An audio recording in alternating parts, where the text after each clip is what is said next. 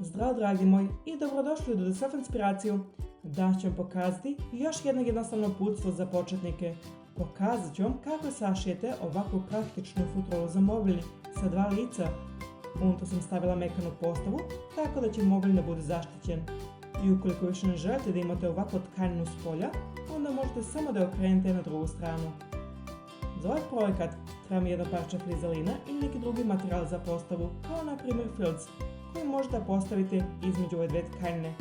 I zatim vam trebaju dva pravogonika od dva različita materijala. Ova materijala moraju podjednako da vam se sviđaju, jer ćemo napraviti jednu torbicu sa dva lica. To znači da možete da birate kada ćete koju stranu nositi s polja i zato jednostavno moraju obe tkanine lepo da izgledaju. Da bi to sve ukrojili, morate prvo da izmerite vaš mobilni. Mere možete slobodno da zaokružite. Ukoliko je vaš mobilni na primjer 6,5 cm širok, možete to da zaokružite na 7. I na svakoj strani ćete dodati 1,5 cm za šavove. Moj mobilni je dimenzije 7x14 cm, dodala sam po 3 cm u širini i visini, to jest po 1,5 cm kao dodatak za šavove sa jedne i sa druge strane. I time dobijamo 10x17 cm, 10 cm širina, to jest uža strana mobilnog telefona. I tu vrijednost trebate da udostručite, jer ćemo tkaninu ovako preklopiti na pola. Tako će otprilike već da izgleda vaša futrola za mobilni. Dakle, ovi pravogonici su sada 20x17 cm. Sva tri pravogonika su te mere i to je otprilike sve što vam je potrebno. Prvo vam treba ovo parče frizalina ili filc koje ćete staviti između spoljašnje i unutrašnje tkanine. Preklopit ćete ovo parče na pola po širini i onda to isječite na dva dela. Zatim ćete uzeti jednu od one dve tkanine i preklopit ćete i tu tkaninu na pola po širini.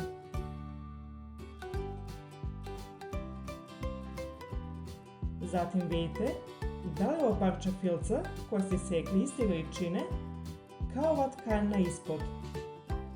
Zatim ponovo otvorite tkaninu i preklopite lepšu stranu na lepšu stranu, to jest lepša strana treba da bude s unutrašnje strane. Gledajte da sve ivice lepo položite, sve lepo izravnjajte.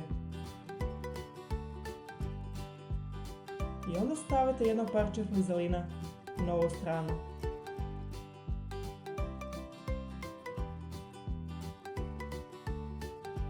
Sve okrenite i stavite drugo parče frizalina s druge strane.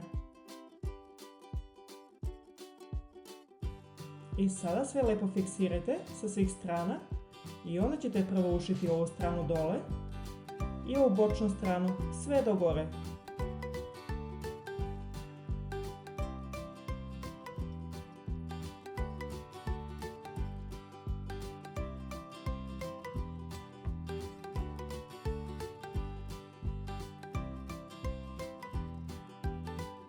Kada ste to ušili, to vam je trebalo ovako da izgleda i sad to možete da okrenete na drugu stranu. Dodatak iznad šava sam već isekla. I sad ćemo izokrenuti tkaninu.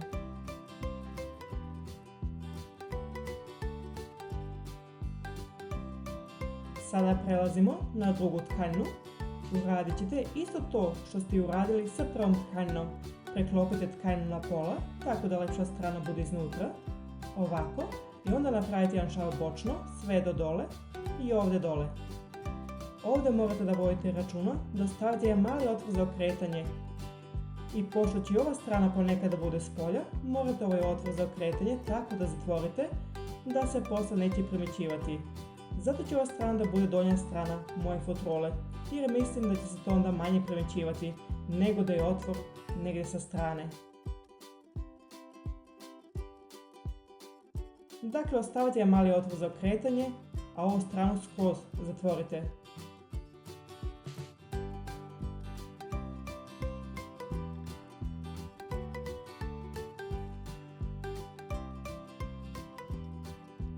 Kada ste to ušili, to bi trebalo ovako da izgleda.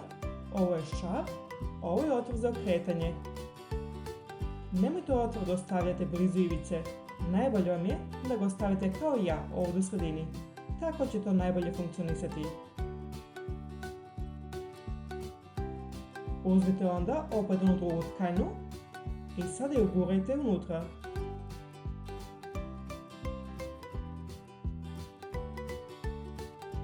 I sada moramo ovo gore da ušijemo.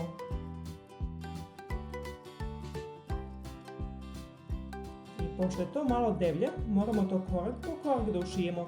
To jest morat ćete to polako da ušijete šivaćom mašinom.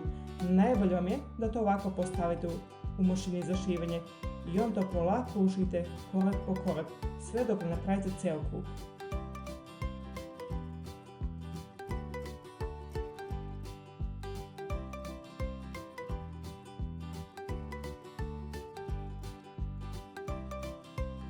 Nakon što ste to ušili, uzmite vaše makaze i odsečite sve što štrči, ali nemojte previše blizu šava da sečete, da se šav ne bi ponovo otvorio.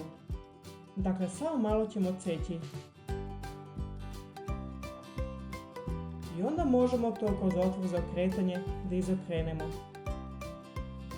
Vodite računa da se tkanje ne pocepaju. Sad samo još morate da zatvorite ovaj mali otvor dole. Stavite ovaj dodatak za šavove s unutrašnje strane, lepo izravnjate ove strane i onda odlučite da li ćete ovo da ušite šivaćom mašinom ili ćete to ručno ušiti. Ja ću to ručno ušiti. Jednostavno ću iglu dobodem i provlačit ću je kroz ove strane. I na kraju ću to lepo zategnuti.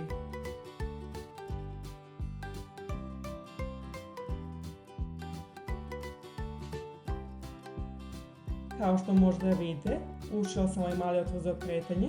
Nisam mogla to drugačije da ušijem, zato što nisam ostavila dovoljno prostora za ušivanje iznad šava, ali mislim da i ovako nije ispalo loše. Neće se toliko primjećivati, jer niko ne gleda u dno fotrole.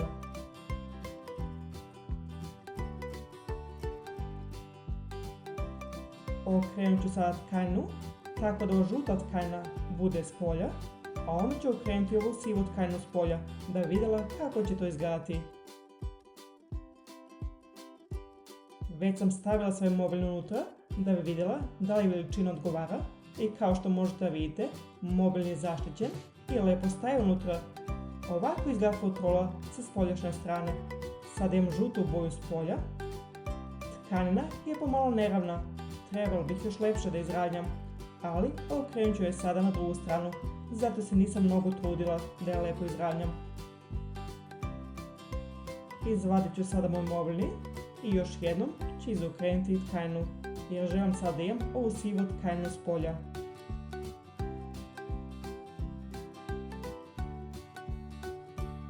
Kad ste to par puta uradili, onda će ići mnogo lakše i materijal će da postane mnogo mekši nakon nekog vremena. Ovako izgleda fotrola za mobilni sa ove strane. Zaista je veoma debela i mekana, tako da se neće ništa desiti sa vašim mobilnim telefonom ukoliko vam bude ispala fotrola. Možete to i lepo da ispeglate da bi izravnjali sve ivice, ali meni se i ovako već veoma dopada. Pokušat ću ponovo da stavim svoj mobilni unutra i ovako isto staje. Možete ovdje da postavite jednu mašnu ili nešto slično, ali onda više nećete moći da okrećete tkanju zbog mašnice. U suštini mi se ova fotrola za mobilni veoma dopada. Prelepo izgleda, zar ne? I ukoliko više ne budem željela da imam ovakvu boju ili šaru, mogu jednostavno da okrenem svoju unutrašnju tkanju ka spolja. To je bilo to za danas. Nadam se da vam se dopalo ovo uputstvo za šivanje i da vam je bilo zabavno. Mislim da je moja fotrola za mobilni prilično dobro ispala. Ostavit ću svoj mobilni za sad unutra. Kakvu fotrolu ćete vi napraviti? Nadam se da ste se lepo razumjeli i da ćete moći ovo lako da napravite. Hvala vam što ste gledali Dudu i Soft inspiraciju. Ukoliko želite pogledati još video snimke, molim vas posjetite moj kanal i pretplatite se. I molim vas podelite ovaj video sa vašim prijateljima. Vidimo se sljedeći put. Ćao!